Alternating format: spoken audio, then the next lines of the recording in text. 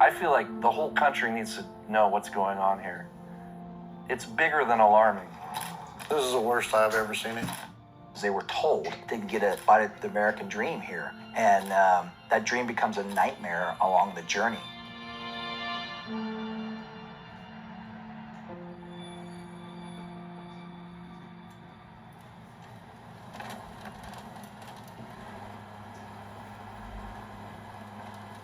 I'm down in Yuma, and I'm going to go look at the border. And most of the movement at the border is at this crossing is between 1 and 3 a.m. I came down here because I want to see firsthand what the problem is and get as many ideas as possible about the best way to solve this problem.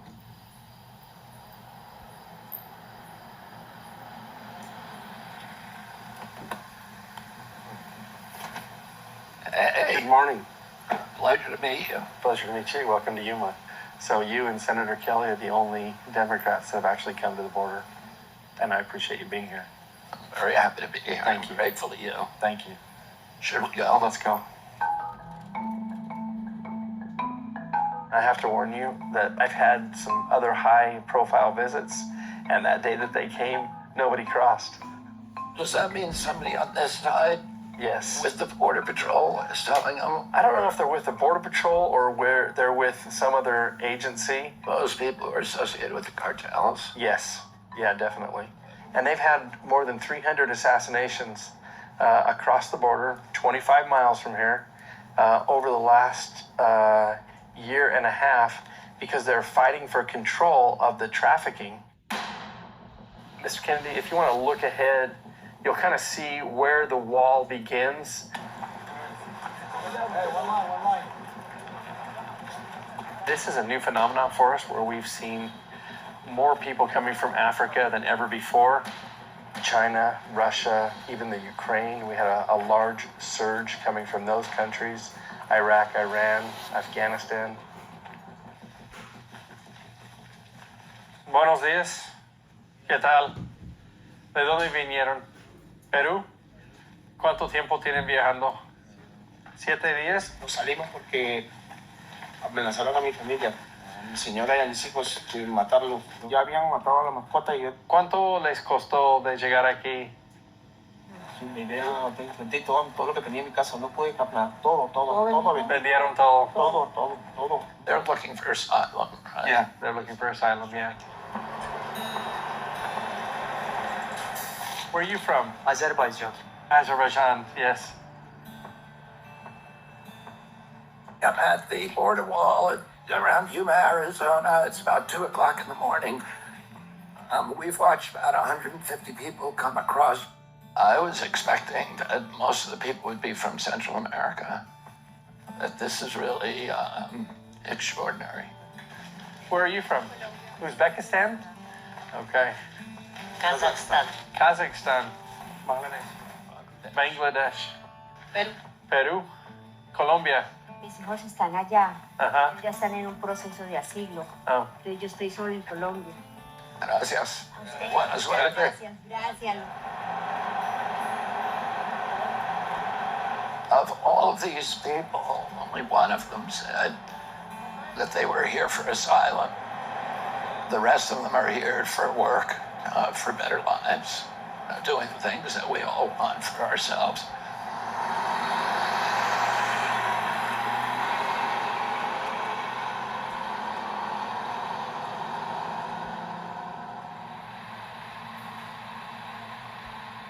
This is at the Regional Health Center. These are some of the people that we saw come across the border last night, and they're now being processed at the health center. There's a lot of stories that we have heard from the migrants, why they're leaving. What do they say? Political asylum, mostly political asylum, and we want to respond in a humanitarian way. We're working, trying to make sure that they're not homeless and they're not end up in the streets. Damas y caballeros, tengan cuidado, deben comprar sus boletos de avión para... She is processing these immigrants, making sure that they're healthy enough to travel, and then putting them on buses where they go to every city in our country. The stations are set up to welcome them, provide them some food, identify where they're going. We did 2 weeks to travel from Senegal to Nicaragua. After Nicaragua, Honduras, Guatemala, Mexico, and here. I'm going to New York to join my uncle. My dream is to live to dream American, to live in America, to work and to help my family. We coordinate with the airport in Phoenix, and out they go to the final destination the same day. Here I hope to begin a new life. Yeah, my brother lives here.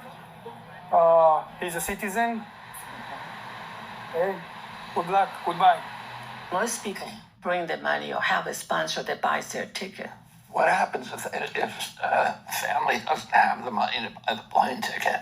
Well, FEMA reimburses us. We can buy the ticket and So you buy the ticket for them? yes. Colombia, ¿De qué parte? Bogotá.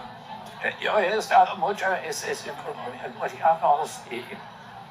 y en todos los partes, ¿cómo se llaman?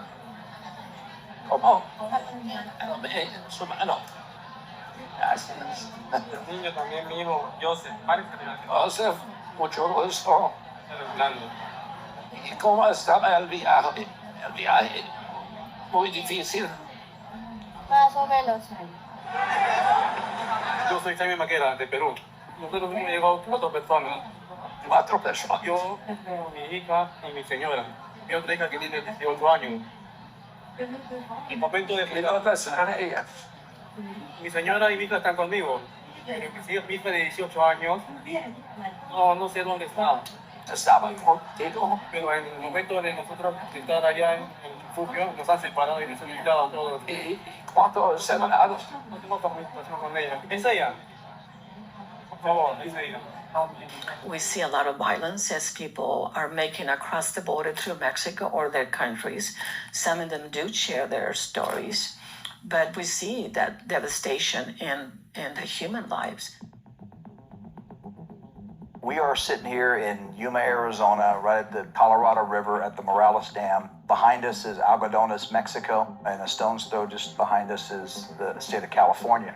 So that mountain range behind us is California. California, yes, sir. This is the infamous Morales Dam gap, and what you had is under President Trump, you had a big push for infrastructure, the wall system. And when President Biden took office, he signed some executive orders that basically halted all wall construction. And so that left the gap here. And this was a problem for us in Yuma. What no one talked about was the wall system. It was a package deal.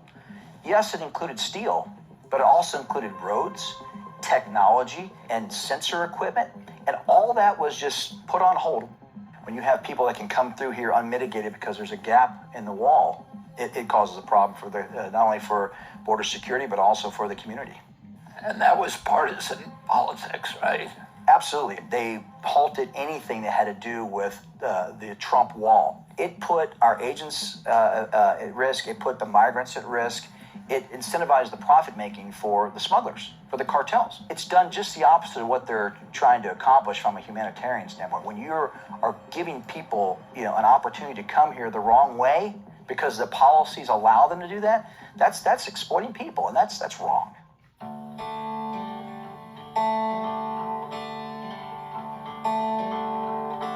What you're seeing behind me here are millions and millions of dollars of materials, including the steel girders, that were purchased by the Trump administration to complete the construction of the wall. When the Biden administration came in, it didn't want to complete the wall, and they left that material to languish and bought new fencing, which you can see over here. This is where Secretary Mayorkas told me he would fill in 9 of the 11 gaps. So 18 months later, we see maybe 50 feet completed. Now, the difference between this product and the other product, this has a 10-foot foundation going into the ground, so it's almost impossible to go under. The other new fencing being installed, the foundations are on the top of the ground. So you don't necessarily have that secondary protection under the ground. Where we've seen them start to use horizontal drilling machines to burrow under and use the bank teller type of tubes to send fentanyl and other drugs across the border.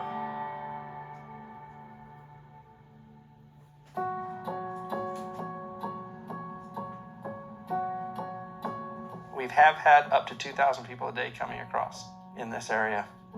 Where that car is right there, there's actually a bridge that's been built out of 2x12s that crosses the Colorado River. And most of the people are dropped off right over there off of that freeway. They walk across in those large groups that we saw yesterday morning. A lot of the smugglers have directed them towards this area specifically.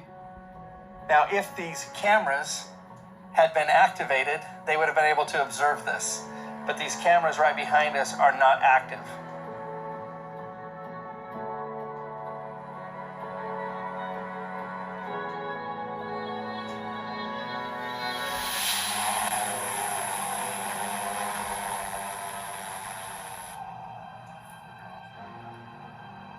This is also an area which is infamous that they refer to as the rape tree. We would see Plan B, which is the day after, the morning after pill, found all throughout the ground where the cartel, after taking advantage and raping women and young children as young as 12, it's been reported to us, they would force them to take the Plan B and then send them along their way.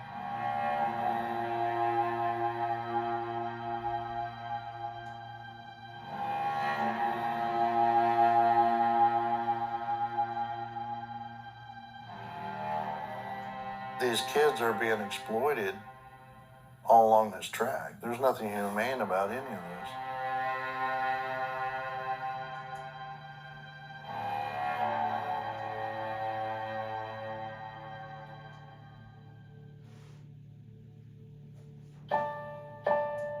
We work with child abuse, sexual assault, domestic violence, elder abuse, and human sex trafficking.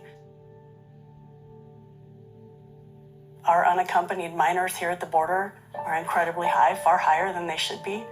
Imagine being a little kid and being stuck in the desert with no control over who does what to you, and there's nobody around. The youngest one in my recollection was a 10-year-old little boy. It's important to us to finally get people to understand that the dangers that await people as they make this journey, you don't know who you're going to come in contact with. They don't know who they're turning maybe their child over to.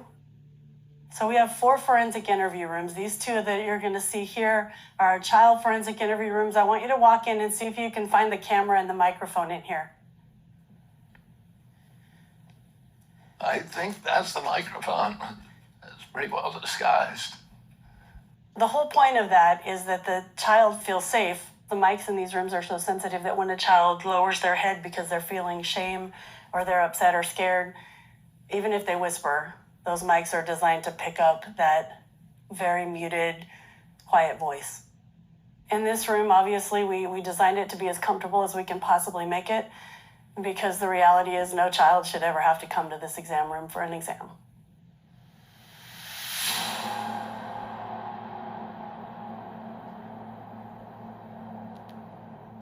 We were averaging from 5 to 15 deaths on the range. Per year. Per year. Last year was our highest year ever, where we then were at 50 deaths on the range. So this is the place where Marine pilots come to train and to practice in simulated war games. Yes, sir.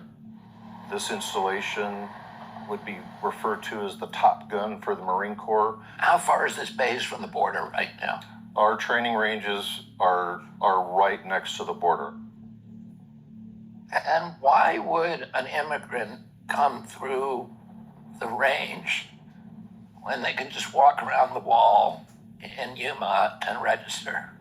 So the cartels were using some aliens, purposely making them cross the border into the desert area and saying walk north, and not letting them know that they were going to cross some very harsh environments, using them as pawns.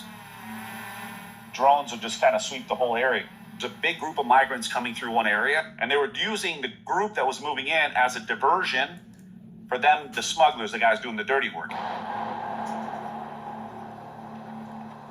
So they can push through 300 people. They know the U.S. Border Patrol is going to surge to take care of the people. And then an hour later, they could be coming through with a large drug load, knowing that somewhere else on the line. Correct, yeah. And they do the same thing with terrorists, and they do the same thing with gang members that they want into the country. They'll do those diversionary tactics to keep our Border Patrol occupied.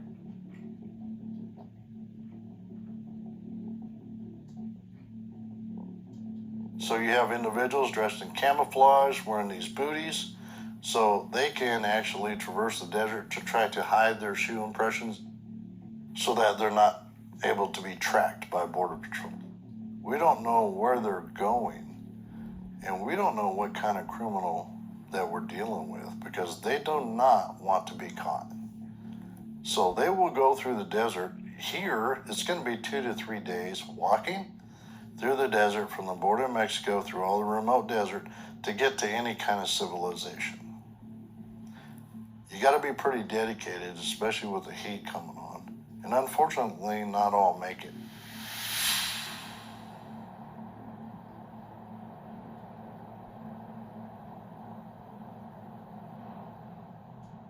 And why do you think this happened? At the end of the day, this is a business for people on the other side of the border. Billions and billions of dollars every month are earned from transporting people and, in conjunction, drugs across into the United States. And that kind of activity doesn't go away easily.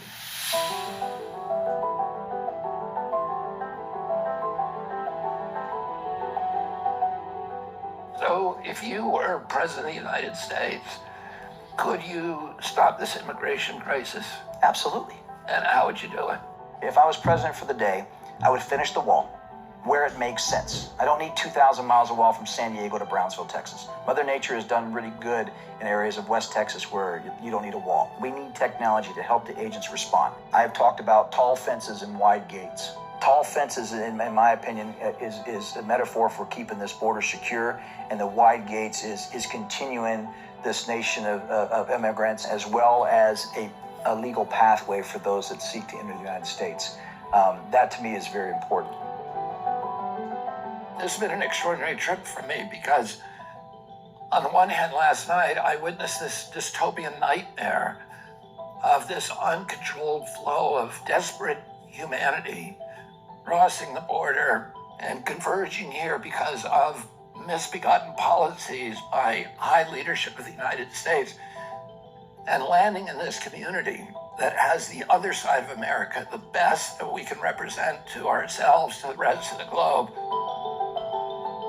But after visiting the border, I've come to understand that the open border policy is just a way of funding a multi-billion-dollar drug and human trafficking operation for the Mexican drug cartels. When I'm president, I will secure the border, which will end the cartel's drug and trafficking economy. And I will build wide doors for those who wish to enter legally, so that the United States can continue to be a beacon to the world where diversity and culture make us great.